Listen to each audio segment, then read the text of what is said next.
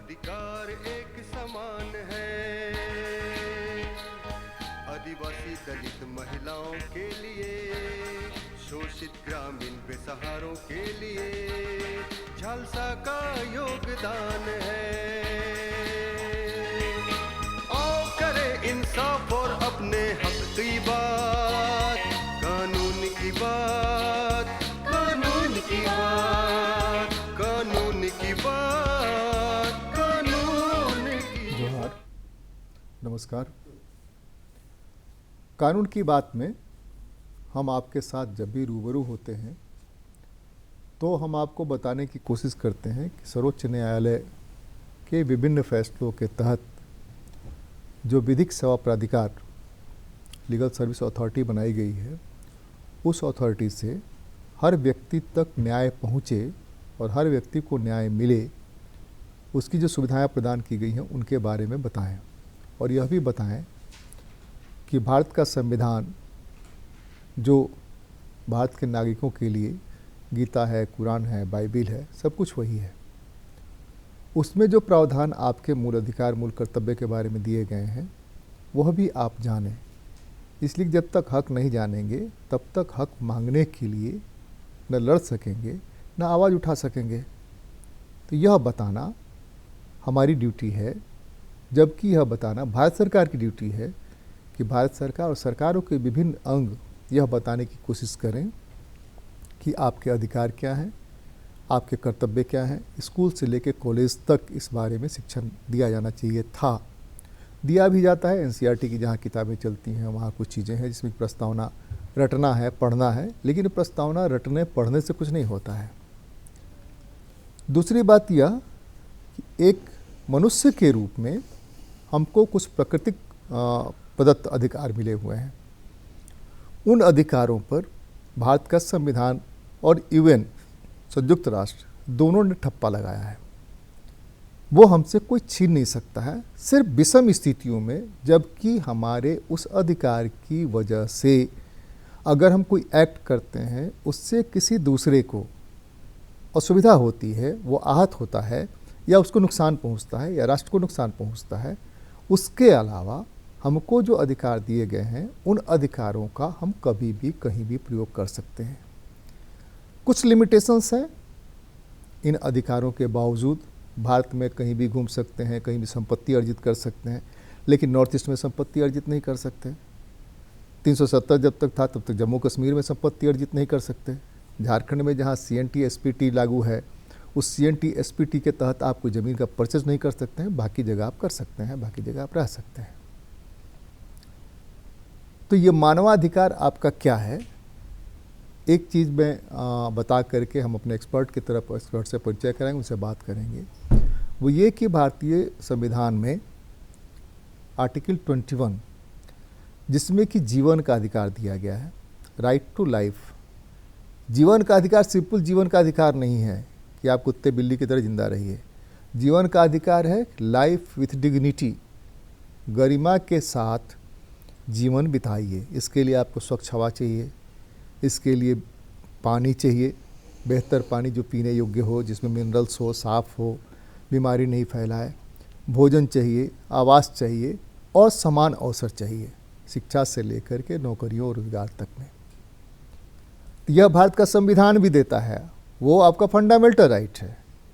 उसी ढंग से यूएन ने भी कुछ राइट्स दे रखे हैं कि किस तरह आपके मूल अधिकारों का हनन या मानवाधिकारों का हनन हो सकता है। तो आप लोअर कोर्ट से लेकर के सुप्रीम कोर्ट तक का दरवाज़ा खटखटा सकते हैं और वहाँ से आपको न्याय मिलेगा। यह न्याय सिर्फ इसलिए आप उससे वंचित नहीं रह जाएंगे कि आपके पास पैसा नहीं है, आपके पास पहुँच नहीं है, आपके पास पैर भी नहीं है। एक सिंपल पोस्ट कार्ड लिख करके, आपके यहाँ जो डाकिया आता है उस डाकिया को मैसेज दे करके भी आप अपने उन अधिकारों की रक्षा और उन अधिकारों के लिए लड़ सकते हैं। हमारे साथ आज के दिन प्रोफेसर PK डेविड साहब हैं, जो एक्सपर्ट हैं आज के, और ये झालसा में मध्यस्थ हैं। आपका स्वागत है। नमस्कार। जोहार। जोहार। डेविड साहब, ये बताएं कि ये जो मानवाधिकार है जी, ये हमारे मूल अधिकार जो राइट टू लाइफ है उसके साथ कितना जुड़ता है? देखिए, ज्यों ही हम मानव अधिकार शब्द का व्यवहार करते हैं, मानव होने के नाते, इंसान होने के नाते हमको कुछ अधिकार मिला हुआ है, वो अंतर्निहित है। जैसे कि भोजन करने का अधिकार, जैसे कि हमको अपने तरफ से जीने का अधिकार, अपने को अपने विचार के अभिव्यक्त करने का अधिकार। तो ये कुछ ऐसी बातें हैं जो कि अंतर्निहित हैं, इसको कोई छीन नहीं सकता। तो इसको बरकरार रखने के लिए यूएनओ ने unilateral declaration of human rights किया है 1948 में 10 दिसंबर को। इसलिए 10 दिसंबर को हम लोग ह्यूमन राइट्स डे मनाते हैं। और चूंकि हमारे अधिकार का हनन नहीं हो, इसलिए हर देश में, हर प्रांत में इनका अपना अपना एक कमीशन बना। जैसे हमारे यहाँ हिंदुस्तान में नेशनल ह्यूमन राइट्स कमीशन बना, जो 12 अक्टूबर 1993 को स्थापित हुआ, और उसमें एक चेयरमैन होते हैं और 5 मेंबर्स रहते हैं, माइनॉरिटी कमीशन के मेंबर्स भी रहते हैं। तो ये सब इसलिए किया गया कि ताकि हम अपने जो मेरा अधिकार है एक इंसान होने के नाते, उसको किसी प्रकार का हानि नहीं हो, हमको स्वतंत्रता पूर्वक हम जी सके, स्वतंत्रता पूर्वक हम अपना जीवन निर्वाह कर सकें, विद डिग्निटी हम अपना लाइफ लीड कर सकें, इसलिए इसका प्रावधान है। और जैसा आपने संक्षिप्त में बता ही दिया कि अगर किसी प्रकार का हनन होता है हमारे मानवाधिकार का, जो कि हमारे फंडामेंटल राइट्स में, कॉन्स्टिट्यूशन में फंडामेंटल राइट्स में आता है, तो हम उसके लिए ज़रूर अपील कर सकते हैं, डायरेक्टली अपील कर सकते हैं सुप्रीम कोर्ट में, और या माइनॉरिटी कमीशन में, हम ह्यूमन राइट्स कमीशन में अपील कर सकते हैं, हाई कोर्ट में अपील कर सकते हैं। तो इस तरह से इसका प्रावधान है। और हर व्यक्ति को ये जानना चाहिए कि आप स्वतंत्रता हैं, स्वतंत्र हैं। और 2023 का जो थीम है ह्यूमन राइट्स का, उसमें ये भी बोलता है स्वतंत्रता, समानता और सबको न्याय मिले। तो सबको न्याय मिलना है, सबको समानता मिलनी चाहिए, किसी प्रकार का भेदभाव नहीं होना चाहिए, धर्म में, जाति में, और या जन के ये पर, प्रांत के ये पर। आप ऐसा नहीं है कि आप चूँकि आप झारखंड में रहते हैं तो आप दिल्ली में नहीं रह सकते हैं, आप राजस्थान में नहीं रह सकते हैं, ऐसी बात नहीं है, आप कहीं भी रह सकते हैं। ये हमको इंडियन कॉन्स्टिट्यूशन में इसका प्रावधान है, फंडामेंटल राइट है। तो ये हम राइट के साथ, अपने डिग्निटी के साथ हम रह सकते हैं, अपनी विचार को हम अभिव्यक्त कर सकते हैं, किसी प्रकार से हम अपना विचार को रख सकते हैं लोगों के सामने में, समाचार पत्र द्वारा रख सकते हैं, किसी को संबोधित कर सकते हैं लोगों को। तो इस तरह से हम अपने विचार व्यक्त करने का हमको अधिकार है, स्वतंत्रता है।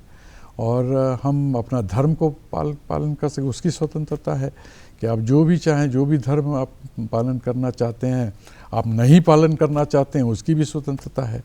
तो हम एक डिग्निफाइड इंसान के रूप में इस पृथ्वी पर रह सकें, इसके लिए हर तरह से यूएनओ का भी ये प्रावधान है, हमारे इंडिया में भी, भारतवर्ष में भी इसका है, और हमारे स्टेट लेवल में भी इसका प्रावधान है। हाँ डेविड साहब, एक बात समझना चाहता हूँ। जैसे आपने कहा कि राष्ट्रीय स्तर पर एक मानवाधिकार आयोग है, तो उस यूएन में जो ये हुआ था, डिक्लेरेशन हुआ था, घोषणा पत्र के अनुसार हर स्टेट में भी होगा, होना भी चाहिए। बिल्कुल। सुना है कि यहाँ भी कोई मानवाधिकार हुआ करता था, अभी नहीं है। तो वो कभी कुछ अध्यक्ष हुआ करते थे, जो ऐसे ही चल रहा है। तो हम ये कह रहे हैं कि जो आयोग हैं, जो कि यूएन के डिक्लेरेशन के तहत और भारत के संविधान के तहत अनिवार्य है, वो भी सरकारें अगर ख्याल नहीं रखेंगी तो हम अपील कहाँ करेंगे, किसके पास जाएंगे अगर हमारे अधिकारों का हनन होता है? तो ये संकट है ना। अगर हमने अपील कर भी दिया तो वहाँ सुनेगा कौन? जब आयोग बैठेगा ही नहीं तो फैसला कौन करेगा? आयोग को तो पावर जो है वो जुडिशरी का पावर है, आर्बिट्रेशन का पावर है कि वो वहाँ पर सुनाएगा फैसला। तो इस तरह से अगर स्टेट्स में नहीं रहेंगे तो उसके भी तो नुकसान झेलने पड़ सकते हैं। झेलने पड़ सकते हैं, बिल्कुल झेलने पड़ सकते हैं। लेकिन यहाँ पर एक प्रावधान ये भी है इंडियन कॉन्स्टिट्यूशन, हमारा फंडामेंटल राइट्स का अगर हनन होता है तो हम डायरेक्टली हाई कोर्ट में अपील कर सकते हैं, हमको कमीशन में जाने की ज़रूरत नहीं। जो स्थिति हमारे प्रांत में है अभी, जो हमारे चेयरमैन नहीं हैं, 2 मेंबर्स नहीं हैं, तो वो फंक्शनल नहीं है। इस स्थिति में हम डायरेक्टली हाई कोर्ट में अपील कर सकते हैं, या सुप्रीम कोर्ट की व्यवस्था हो तो सुप्रीम कोर्ट में भी डायरेक्टली अपील कर सकते हैं। तो इसका तो ख्याल रखा मेरी जाएगा। जानकारी के तहत झारखंड विधिक सेवा प्राधिकार में, राष्ट्रीय विधिक सेवा प्राधिकार और जिलों के जो विधिक सेवा प्राधिकार हैं, उसमें यह प्रावधान भी है मेरी जानकारी के अनुसार कि अगर आप विशेष श्रेणी में हैं, कुछ उन्होंने कैटेगराइज किया है, उस श्रेणी में है तो आपको खर्च भी नहीं देना पड़ेगा। जैसे मुकदमे का जो खर्च होता है, स्टाम्प का जो खर्च होता है, जी हाँ, ये क्या नाम है, एडवोकेट का जो खर्च होता है, जी हाँ, लिखा पढ़ी का जो खर्च होता है, इस तरह के अधिकारों की रक्षा के लिए आप इन विधिक सेवा प्राधिकारों से मदद ले सकते हैं और फ्री ऑफ कॉस्ट वो 24 घंटा आपको मदद देने के लिए तैयार बिल्कुल बिल्कुल। तो विधिक सेवा प्राधिकारों से मदद लेने के लिए कहाँ कैसे पहुँचें, इस पर भी बात होनी चाहिए। बिल्कुल। तो जैसे आपके झारखंड ये झालसा है, जैसे डीएलएसएस है, हर डिस्ट्रिक्ट में डीएलएसएस है, सब डिविजनल कोर्ट में भी sub divisional legal service authority है जी। और बताते हैं झालसा के जो अथॉरिटीज़ हैं वो बताते हैं कि गांव में पीएलवीज हैं, कुछ संस्थान ऐसे हैं जैसे कि सीआईपी है, रिनपास है, रिम्स है, इसमें भी उनके लीगल क्लिनिक चलते हैं जहाँ से कि आप मानवाधिकारों से संबंधित या अपने अधिकारों के संबंधित वहाँ जो हॉस्पिटल्स हैं वहाँ से आप अपनी मदद ले सकते हैं। डिस्ट्रिक्ट कोर्ट में जो डीएलएसएस हैं उनसे मदद ले सकते, क्या है? हाँ, तो ले सकते हैं। जिस डिस्ट्रिक्ट कोर्ट में है तो वहाँ पर आप जाएंगे तो वहाँ जो बैठते हैं अधिकारी, सेक्रेटरी रैंक के, तो उनसे आप एप्लीकेशन दे के उनको बता सकते हैं। तो इसका तो प्रावधान है हर लेवल पे, जैसे आपने कहा कि गांव में भी है, पंचायत में भी लोगों का प्रावधान है। तो सरकार को हर सुविधा दी गई है कि हर व्यक्ति का जो अधिकार है, मानव अधिकार है, उसकी सुरक्षा हर हालत में हो और किसी प्रकार का उनको तकलीफ़ नहीं हो, दिक्कत नहीं हो। और अगर किसी प्रकार के हनन होता है उनका मानवाधिकार का तो उसकी सुरक्षा के लिए ये सब प्रावधान किया गया है। तो हर जगह पर इसकी सुविधा है। अगर मानवाधिकारों को हम परिभाषित करें, उसकी व्यापकता में जाएं, उस व्यापकता में जाने के बाद हम यह देखते हैं कि जो पायदान पर लोग खड़े हैं उन लोगों के बारे में यह माना ही नहीं जाता है, कहीं स्वीकार ही नहीं है समाज में अभी तक कि उनकी भी कोई डिग्निटी होती है। बिल्कुल नहीं, बिल्कुल। एक तो अपने यहाँ भारतीय समाज में जो कैटेगरीज बनी हुई है, कास्ट सिस्टम जो है, कास्ट सिस्टम्स में भी ये प्रॉब्लम है कि पार्टिकुलर कास्ट जो है उसके प्रति जो नज़रिया है वो नज़रिया बहुत ख़राब है ना। चीज़ें बदल रही हैं, पढ़ाई लिखाई से इन 75 सालों में स्थितियाँ बदली हैं, लेकिन स्थितियाँ जितनी बदलनी चाहिए वो नहीं बदली हैं। तो वहाँ अगर उनको लगता है कि हमारे साथ ऐसा कुछ हो रहा है, कई कानून भी बने, SC ST एट्रोसिटीज एक्ट, अगर आप नाम लेकर के जात का नाम लेकर के बात करते हैं, इसलिए कि हमारी डिग्निटी को चोट पहुँचता है ना सीधे सीधे। तो वैसी स्थितियों में कैसे हम किससे मदद लें? एक तो है कि आपने जैसा कहा कि हाई कोर्ट का दरवाज़ा आपके पास खुला हुआ है, लेकिन सामान्य आदमी के लिए हाई कोर्ट बहुत दूर की चीज़ है। डिस्ट्रिक्ट कोर्ट में घुसने में प्रॉब्लम हो जाता है, परेशानी होती है, डिस्ट्रिक्ट कोर्ट में जाएंगे कैसे? नहीं, बिल्कुल। तो वैसी स्थिति में कैसे क्या करें? देखिए, उस हालत में हर जगह आपके डिस्ट्रिक्ट अधिकारी जो हैं, जैसे SDO हो गए, हमारे जिला DCs हो गए, कलेक्टर हो गए, डिस्ट्रिक्ट मजिस्ट्रेट हो गए, DMs हो गए, तो उनके पास भी आप अपील कर सकते हैं। उनके क्षेत्र में भी ये आता है तो डायरेक्टली आप अपील कर सकते हैं। और जहाँ तक समानता की बात है, लोग उसकी नज़रिया बदलने की बात है, इसीलिए तो इसका प्रावधान किया गया है कॉन्स्टिट्यूशन में कि समानता भी, फंडामेंटल राइट में समानता भी है, इक्वालिटी। तो इक्वालिटी हर दृष्टिकोण से इक्वालिटी है। ऐसा नहीं हो कि लोगों के पास में जातीयता के आधार पर आप उसको इक्वल नहीं समझते या उसके आमदनी के बदौलत उसको आप हे दृष्टि से देखते हैं, तो ये गलत है। ये दृष्टिकोण में परिवर्तन तो लाना ही होगा। इसलिए हर व्यक्ति को ये अधिकार समझना होगा, चाहे वो किसी भी पावदान पर हो। उसको ये समझना होगा कि वो एक इंसान है, एक वो मानव है और मानवता के नाते उसका कुछ अधिकार है जिसका वो उसका हक बनता है उस पर, और उसकी रक्षा करना, उसको रक्षा करने के लिए उसको ही आगे बढ़ना होगा। और कोई आगे आए उसके लिए से उसको बचाने के लिए या उसकी मदद करने के लिए, वो दूसरी बात है। लेकिन उसको इस चीज़ का ज्ञान होना ज़रूरी है कि चूंकि इंसान है, जस्ट बिकॉज वो एक इंसान है, उसको अधिकार है अपनी स्वतंत्रता की रक्षा करें। हाँ, एक थोड़ा सा आगे बढ़ाने की कोशिश करते हैं। जैसे कि भारतीय लोकतंत्र में भारत के संविधान या प्रावधान कर रखा है कि हर 5 साल के बाद चुनाव होंगे। तो एक मतदाता, जो सामान्य मतदाता, हाशिए पर वाले की मैं बात कर रहा हूँ, एक तरफ सबसे ऊंची कुर्सी पर बैठा हुआ, यहाँ एक समानता है कि उसको भी एक ही वोट देने का अधिकार है, इसको भी एक ही वोट देने का अधिकार है। यहाँ समानता बहुत बड़ी समानता। लेकिन जो हाशिए पर बैठा हुआ है, इसके वोट्स पढ़ें, उसकी मर्जी से पढ़ें, तो एक तो वहाँ पर शिक्षा की वजह से या शिक्षा की कमी की वजह से या अवेयरनेस की कमी की वजह से या पूरे सोसाइटी में जो बदलाव हुए हैं, उन बदलाव की वजह से कोई दबाव दे करके, कोई डरा करके, कोई धमका करके, कोई लालच दे करके, आप देख रहे हैं कि हर पॉलिटिकल पार्टी तरह तरह के अपना लालच देती हैं, वहाँ पर उसको बरगला करके वोट तो ले लेती हैं और वोट देने के बाद चुप्पी साध लेती हैं। डिग्निटी जहाँ है तो रक्षा करने की जिम्मेवारी तो हम अपना स्टाम्प लगा के, ये स्टाम्प भी लगा रहे हैं ना, बिल्कुल हम देते हैं आपको कि आप मेरी डिग्निटी की रक्षा करिएगा। अगर आप हमारी डिग्निटी की रक्षा नहीं करते हैं तब हम क्या करें, तब हम क्या करें? देखिए, ये आखिर बात तो आ जाती है अपने ऊपर जी। हर हालत में बात ये देखिए सब जगह होता है, ये सिर्फ हिंदुस्तान की बात नहीं है, इवन डेवलप्ड कंट्रीज़, अमेरिका जैसे भी देश में भी हो रहा है कि पैसा का लालच दे के लोग पार्टीज़ में वोट खींचते हैं और प्रलोभन देते हैं, हर तरह का प्रलोभन गोरे काले का जो वहाँ पर अभी भी चल रहा है, अभी भी चल रहा है, भयंकर है। जब मन करता है तब आप वहाँ की पुलिस, वहाँ के लोग जिस ढंग से उसके साथ अत्याचार करते हैं, पुलिस भी करती है। हाँ। तो इस तरह से ये तो देखिए इसका निराकरण हम लोग सिर्फ बताकर और लोगों को समझाकर ही नहीं करेंगे, इसके लिए बेजाब्ता प्रशिक्षण देना होगा, लोगों को समझाना होगा। इसलिए एजुकेशन सबसे ज़्यादा ज़रूरी है। हर व्यक्ति को ये सरकार ये सुरक्षित करे कि हर बच्चा जो है एजुकेटेड, जैसे कि फंडामेंटल राइट में तो अब 6 से 14 वर्ष के बच्चों के लिए एजुकेशन फ्री कर दिया गया। तो ये मन में रख कर किया गया कि जब बच्चा स्कूल जाएगा, पढ़ेगा, तो उसको समझ में आएगा, उसका विकास होगा।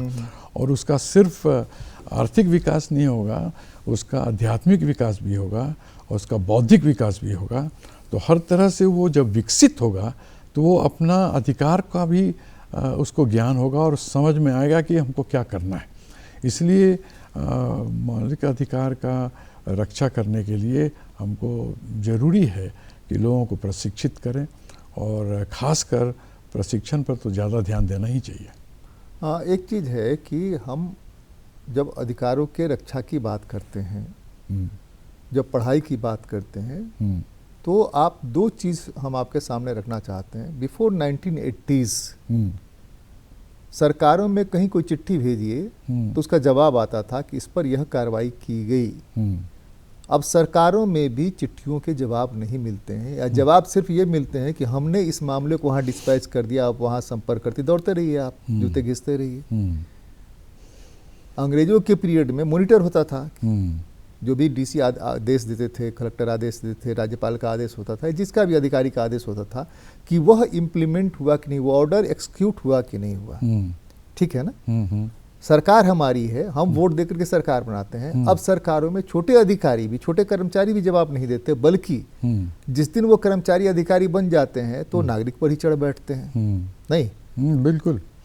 तो ये फंडामेंटल राइट के बारे में और ह्यूमन राइट के बारे में जैसे ही शिक्षा में आप बताते हैं, तो 2 चीज़ें हैं। एक तो उसके मन में होगा क्यों, हमारे साथ ही ऐसा क्यों, बिल्कुल। और इस क्यों के पीछे जब वो पड़ेगा, दूसरे की अगर एक क्यों नहीं करेगा, हक तो जानेगा, हक जानेगा तो पूछेगा भाई क्यों हमको यह नहीं मिला, बिल्कुल, क्यों हमको यह नहीं मिल रहा है, क्यों तीसरे को मिल गया, जो हमारा था वो तीसरे को मिल गया, इसके समाधान का रास्ता ढूंढेगा। तो इसी कारणवश तो कहीं नहीं जानबूझकर की चीज़ों को लोगों को नहीं जानने दिया जा रहा है, नहीं बताने दिया जा रहा है। क्या? तो इसके लिए तो सरकार ने RTI का प्रावधान, आप पढ़ाते हैं, कॉलेज में पढ़ाते थे, आप एक डिग्री देते हैं, शिक्षा का मतलब है कि सवाल पूछें कि जब आप कविता पढ़ा रहे हैं, जब आप कहानी पढ़ा रहे हैं, जब लिटरेचर पढ़ा रहे हैं, तो लिटरेचर में ये चीज़ जो आई वो कहाँ से आई? अगर हमारे मन में सवाल नहीं उठता है तो हमारे पढ़ने का कोई मतलब नहीं है। मतलब नहीं है। पढ़ाई अगर हमको विनम्र नहीं बनाती है तो पढ़ने का कोई मतलब नहीं है। शिक्षा ददाति विनयम, नहीं, बिल्कुल पढ़ाई का मतलब तो यही है ना। तो ये हम विनयशील बने तो हमारा एजुकेशन जो है वो तो हमको आक्रामक बना रहा है। जो भी नीचे वाला है, एक सामान्य सा लड़का जो स्कूल में पढ़ता है, एक बूढ़े रिक्शा वाले के साथ बिहेव करता है, इधर चीजें बदली हैं। अब भैया कहने का एक नया रिवाज आया है, बीच में तो चीजें बहुत बिगड़ गई थी। तो ये चीजें कि उनके साथ व्यवहार कैसे करना, सिर्फ इसलिए कि श्रम कर रहा है, उम्र में आपके बाबा के बराबर है, आप उसके साथ बदतमीजी से बात कर रहे हैं, नहीं वही प्रेम से भाई रिक्शा वाले भाई चलना है कहाँ, नहीं टेपू वाले भैया कहाँ जाना है। ये चीज़ें बदली हैं इधर, हाल के हमको दिन में अगर कहें तो 5-10 साल के अंदर ये बदलाव हुआ है। तो ये क्यों और विनम्रता, ये दो चीज़ें, तो इसको कैसे ऐड किया जाए? कोई दवाई तो होगा नहीं कि कह दें कि भैया टैबलेट लिख दिया और टैबलेट खा लेना, या सिरप है सिरप कह के एक बार पी लेना 3 बार दिन भर में। नहीं, तो ये तो शिक्षा में तो अंतर्निहित है कि जब आप शिक्षित होते हैं तो उसका विनम्रता आना ही है उसमें। शिक्षित मतलब विनम्रता, जो एजुकेटेड होगा वो रियल सेंस में विनम्र होगा। लेकिन ये मतलब नहीं है कि वो सवाल नहीं करे। देखिए, शिक्षित करने का मतलब है कि उसके दिमाग में, छात्र के दिमाग को इस तरह से हम एजुकेट करें ताकि उसके दिमाग में आए कि ऐसा क्यों होता है, क्यों नहीं होता है, क्यों मुझसे ही होता है। तो ये सवाल करे, ये उसकी क्रिएटिविटी, जो अथॉरिटी है वो जवाब दे। अथॉरिटी जवाब नहीं देता है तो आप राइट टू इंफॉर्मेशन हो गया, आरटीआई आ गया। तो आरटीआई में तो पनिशमेंट भी है, तो उसको अगर फॉलो अप, आरटीआई में तो यह भी व्यवस्था नए सिरे से सरकारों ने जोड़ दी ना भाई कि आपको बताना पड़ेगा काहे के लिए मांग रहे हैं आप ये सूचना। हाँ। अब ये इतना खतरनाक है, हम क्यों मांग रहे हैं भाई? हम इस देश के नागरिक हैं, हमने आपको वोट देकर के वहाँ पहुँचाया है, हमारे टैक्स से आपका सारा भोजन भात चलता है। बिल्कुल। और हमारे ही सवाल पर आप कहते हैं कि आप क्यों मांग रहे हैं, बताइए क्यों मांग रहे हैं? हाँ। मिसयूज होता है, होगा भी। वो तो जानबूझकर करते हैं ताकि वो क्वेश्चन नहीं करें, डिसुएट करने के लिए किया जाता है। तब तो हमारी शिक्षा क्वेश्चन करना सिखाएगी नहीं ना, तब तो दब्बूपन सिखाएगी ना, दब्बू बनाएगी ना। हाँ बिल्कुल। नहीं, लेकिन हमको शिक्षित करना है कि वो क्वेश्चन करे, और ये भी जाने कि क्वेश्चन करना है कि किस तरह से क्वेश्चन करना है। बिल्कुल बिल्कुल। क्वेश्चन करने का तरीका भी जाने। बिल्कुल बिल्कुल बिल्कुल। तब वो उस पर जवाब नहीं आता है। हाँ, हमको जो अधिकार भारतीय संविधान ने प्रदान किया है, मूल अधिकार, और हमको यूएन ने जो अपने घोषणा पत्र में, डिक्लेरेशन में दिया, जिस पर कि हम सिग्नेटरी है, यानी इंडिया सिग्नेटरी है, हस्ताक्षर करने वाला है, उन अधिकारों का तब तक कोई मायने मतलब नहीं है जब तक कि खुद आप मतलब आप और आप, जो लोग हमारी बात सुन रहे हैं, जो देख रहे हैं, उनके मन में सवाल नहीं उठता है ऐसा क्यों नहीं हुआ, ये क्यों नहीं आता है मन में, तब तक उनके अधिकारों की रक्षा वो खुद नहीं कर सकेंगे।